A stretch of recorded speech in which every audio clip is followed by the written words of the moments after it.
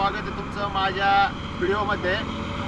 आज आपण या गाडीमध्ये ना मला काय कमी वाटतंय आणि कंपनीने याच्यामध्ये आहे ना ते इम्प्रूव्हमेंट केलं पाहिजे हे तुम्हाला सांगणार आहे मी।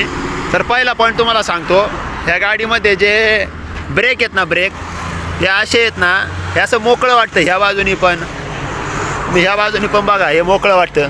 आणि जे हे दिलेलं आहे का हे कामाचं असं लावायचं डाळाला गाडी, हे असं काय लागून ठेवलं तरी काय गाडी जागेवर थांबत नाही, ती पुढं मागं जातेच। हा एक पॉईंट। दुसरा पॉईंट आहे हे जे पायी ठेवायचं हे जरा इम्प्रूव्ह केलं पाहिजे, दुसरं दिलं पाहिजे। पायी ठेवायचं आहे, त्याला जरी पाय लागला तरी ते निघून जाते।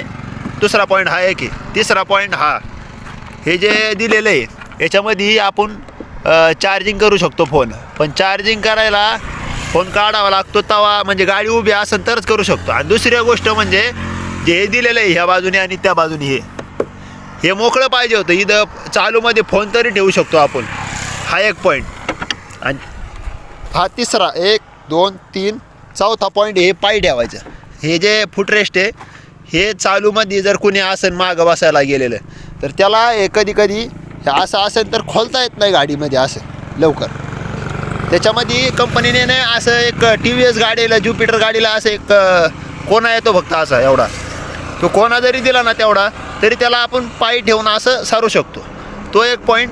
आणि हे खालून जे दिसतंय मोकळं, याला कंपनीने एक स्टीलचं हे दिलं पाहिजे, स्टीलचं एक पत्रा जरी दिला तरी ते होऊन जाईल।